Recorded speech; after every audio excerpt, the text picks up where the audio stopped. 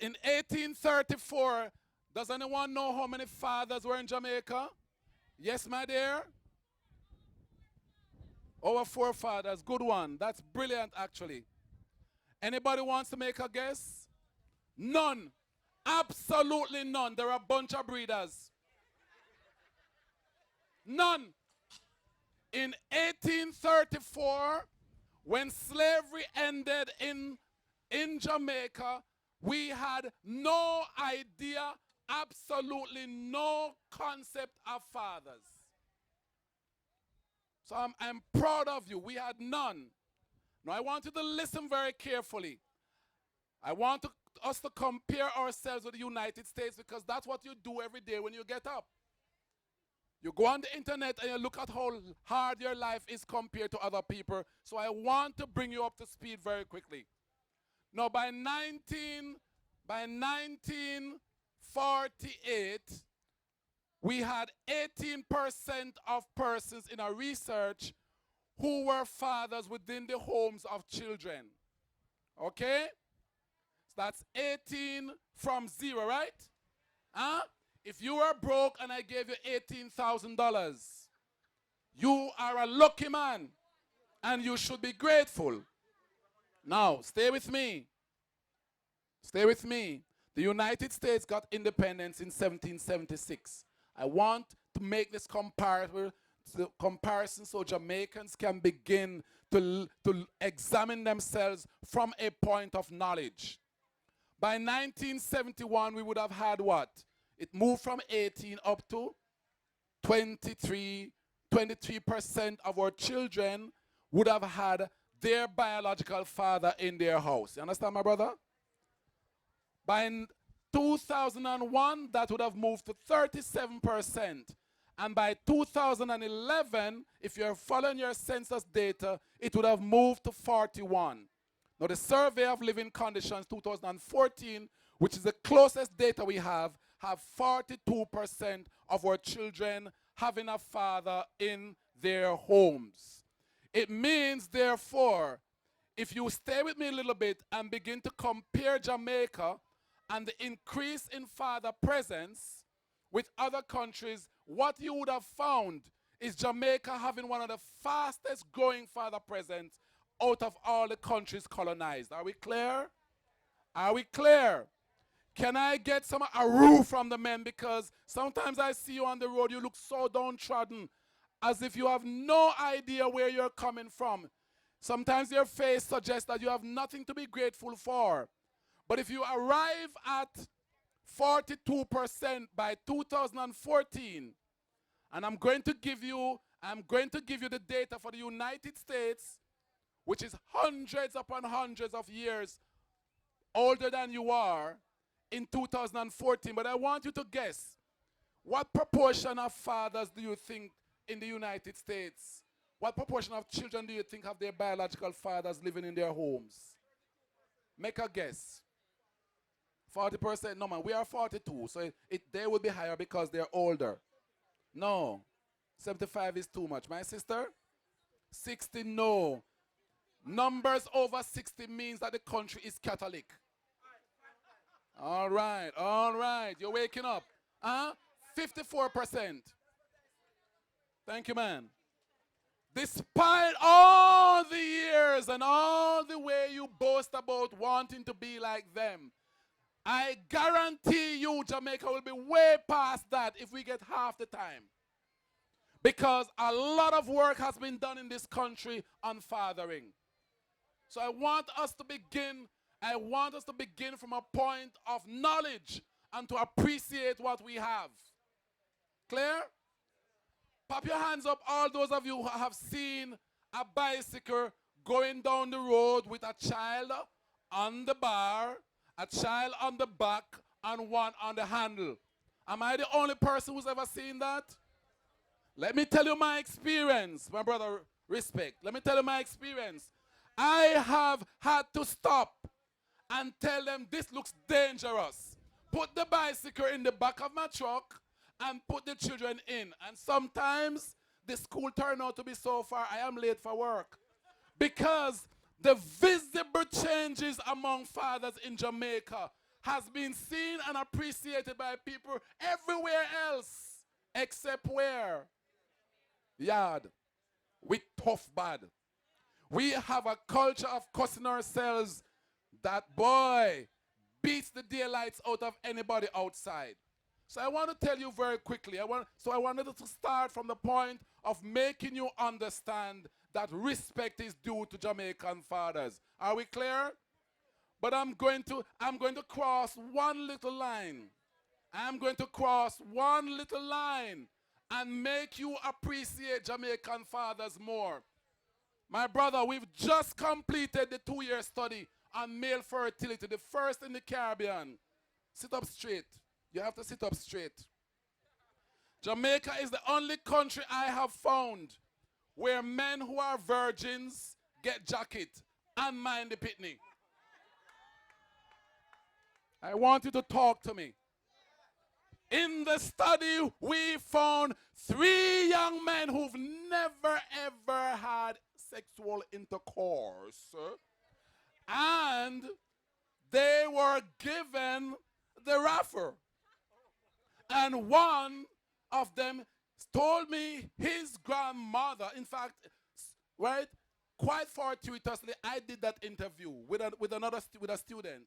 Both of us there sat down, and I kept on telling my students, do not laugh, calm down, keep your face straight. The boy said, 19 years old, my grandmother said, I don't have a daughter, I don't have no granddaughter, so therefore you're going to take it. I want you to understand, in the same study we found 5 men who have actually done surgery and cannot have children, getting children. So I want to know, and the last bit of information across this line is the fact that out of every 100 men who've been told, who've been proven the child is not yours, 67% of them still take care of the child. And I think today we should begin by appreciating these men. In 1991, when we started Fathers Inc., Barry Shavans and Janet Brown, we started because the men were put into a single group because they said all they're accustomed to is being battered on Father's Day. And we set 4 students to work on a project, a week project, and we paid them literally $50,000. I'll never forget. We asked of them to go to the library, yes, and to search and to see if they can find all the articles written about Father's Day between 1980 and 1990, and to see what proportion were saying something good and what proportion were saying something bad. Stay with me. I want you to guess how many articles they found. They found 1,271. Let's say the number together. 1,271 articles over the 10-year period. How many of them were positive about fathers? Make a guess. No. They found 1 article written by a woman. The articles written by men were the worst. Jamaican men have grown to hate themselves so much. 1 good article. Yes. Yes. Welcome to Yard. No set of people can be that bad. I swore, if there were dogs, you would have had more good articles. And that is how Fathers Incorporated was founded. That is how it was formed. Because we felt it cannot be that a group of people hate themselves that much. My brother, rest assured I'm saying to you, the worst articles were written by men. So this is not about women cussing men. This is about us hating ourselves. And that is why today I thought it important to tell you, to remind you, for those who know, where we're coming from. You understand, my sister? because we really can't live like that. So I want to tell you, I want to remind you of the 4 roles we have. We have 4 roles. How many? Mothers have how many roles? 1. 1 role to ensure the emotional stability of everybody in the house. And ask any mother, that is almost impossible. It's hard work, am I right? And that's why when Mother's Day come, all of us, including myself, get into the spirit at 3 o'clock on that day. Hallelujah. But the time has also come for us to begin to appreciate the fathers. Am I right? Role number 1. Role number 1. Role number 1 of any man. All of you young men who are planning to become fathers, listen very carefully. The primary role of a father is to protect his family. Not to find money. The primary role of a father is to do what? Protect his family. Why? I give you 2 neurobiological reasons. 1, we're 17% larger than you are, which means if you weigh 5, we are going to weigh 6. We clear, everybody? We are 1/6 bigger than you. And my dear, if you think that's the 1/6 is important, our muscle mass extends way beyond the 1/6. We're almost a quarter time stronger than you are, on average. So it means, therefore, that when a man say, I'm a real bad man, and him see the mother come, it's only certain mother in the areas I work some men are scared of. But when the father come out, everybody knows 2 things about the father. He's already neurobiologically wired to die for his child. Me now laugh. So when mommy come out and I'm going to pray for you or cry, the bad man knows every man bad until he meet a real father. Am I right? Ruh.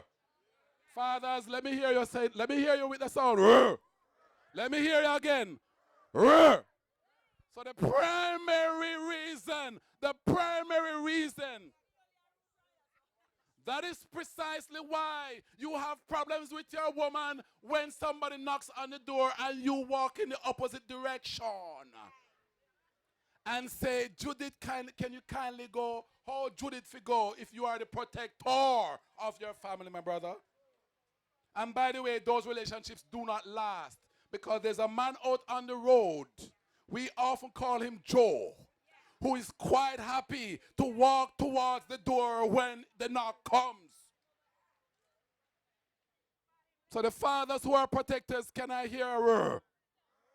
All right. Talk to me. We are made up of 2 chromosomes, men. Women have 2 X chromosomes. We have 1 X chromosome and a Y chromosome. The Y chromosome is the masculinity frame of the human species. And if you have a Y chromosome, we expect of you to protect your family. When there's a disaster, listen to me everybody, when there's a disaster and we dig up, we go and excavate a site that had a disaster, whether or not it is a tsunami, a hurricane, or whatever it is. If everybody in that family dies, we expect the father to be in one place, covering the bodies of his children and his partner. And if we find you otherwise, you are not a man. Do you understand me? Think you're understanding me? It's Father's Day, and I have to talk to you honest. Soon as the hurricane come or the building cave in, my brother, the first thing a father does is cover the children. Am I right? Eh?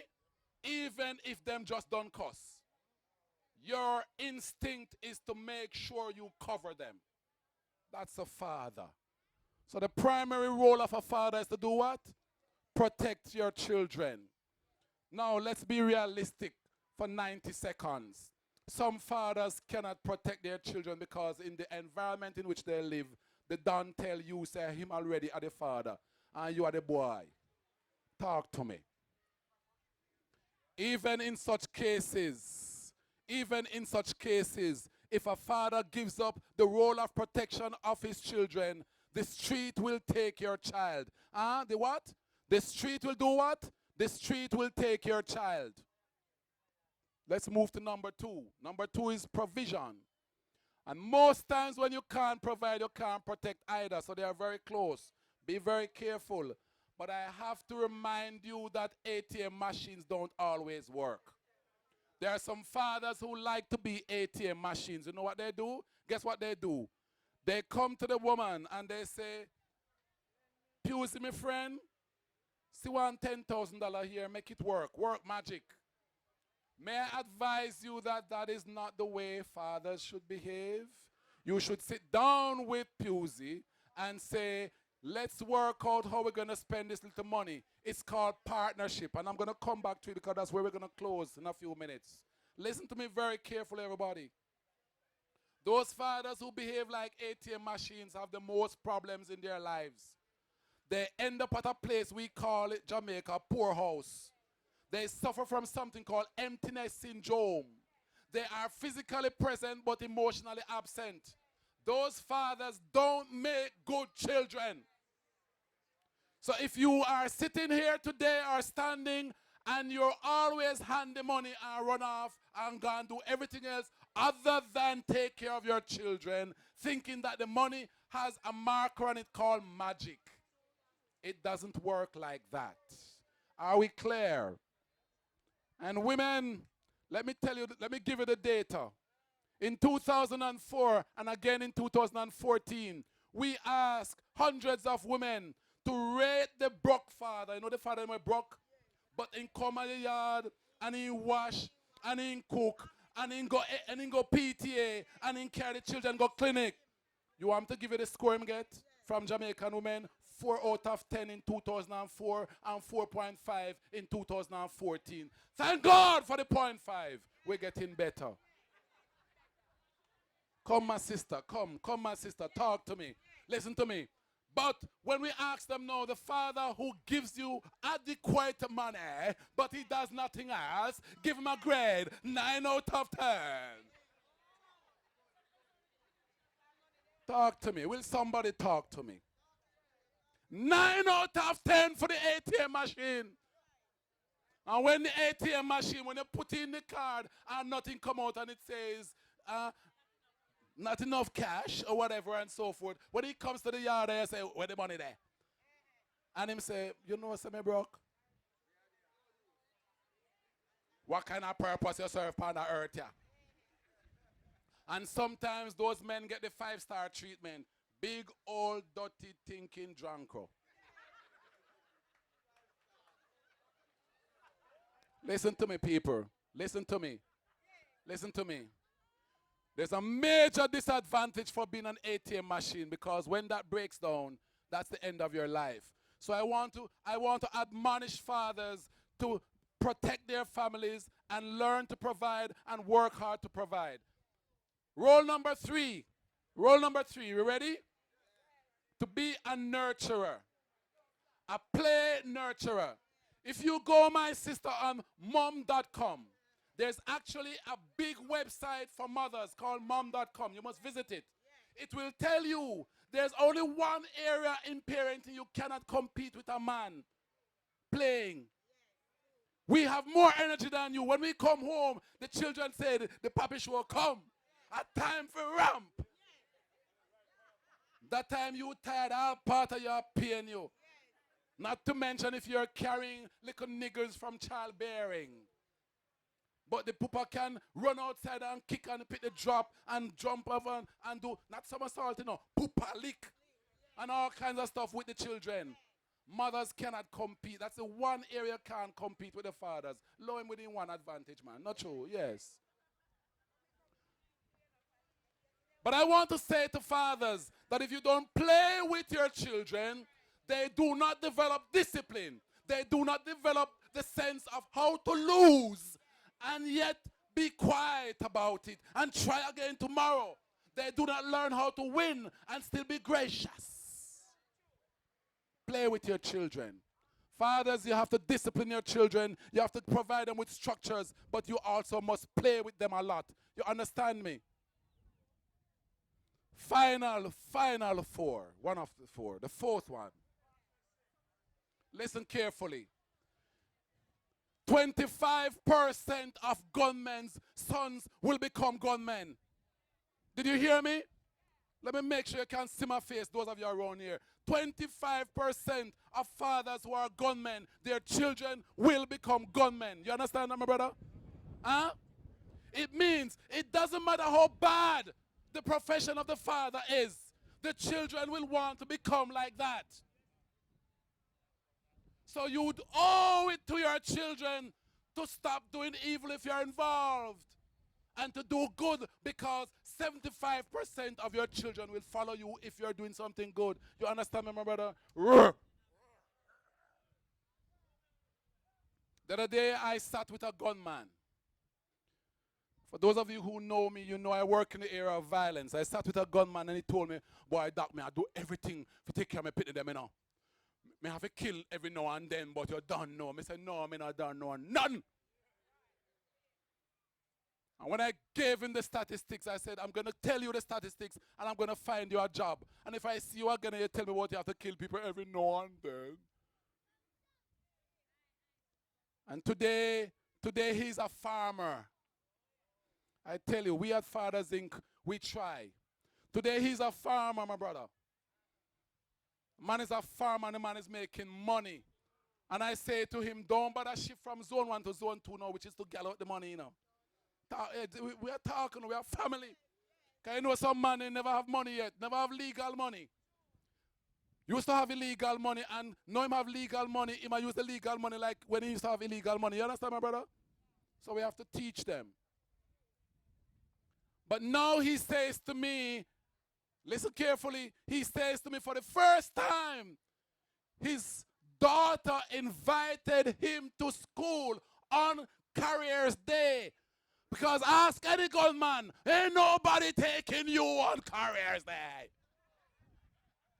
That is the day when, if your father is a bad man, you're afraid for the day come.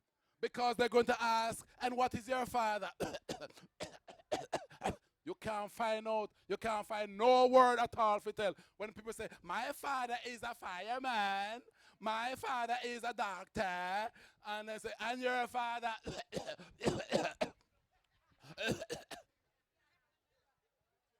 My brethren said, for the first time, Dr. Herbs, that's what him called me, my daughter invited me to Careers Day. Fathers, put your hand up. Raise your hands with me. Stand up with me. Come on, stand up with me. All of you fathers, stand up with me. Our children can invite us to Careers Day. Can we get some roar? So I want to leave you with this. I want to leave you with this. Listen to me, everybody. Keep standing, men. Fathers, keep standing. This is where I close, and I want to leave this with you. The direction I want to see Jamaican men go is the direction of partnership with your woman. 56% of all decisions in our homes are made by women. No country with such statistics can go anywhere. You could come up with economic solution until you're weak. You cannot go forward in a situation where you don't have partnership. My brother, let me tell you a magic in life. If you have two and your female partner have two, the magic becomes 22. If you have two and I compete with her two from two are 0. Jamaican people need to learn to partner. Only 18% of Jamaican families, when we ask them the 10 questions of partnership, can answer. And those 18% of Jamaicans only have 3% domestic violence compared to 25% for the country. Are you understanding me? So in Jamaica, 25% of all families have domestic violence. In the families that partner, irrespective of money, they only have 3%. When things are bad, we prefer to be in the 3% than the 25%. Not true. So we learn that when you partner, you develop greater respect for each other. And the greater respect you have for each other, the greater respect your children learn to have for you. Take care of yourselves, everybody. Happy Father's Day. Go home and make sure you continue being good fathers. And for those of you who are mediocre, notice I didn't say bad. Those of you who are mediocre, go home and make the changes. Take care of yourselves. God bless you. God bless you to Dr. Herbert Gayle. The very first time I stopped to listen, I was engaged. Did you learn something? Did we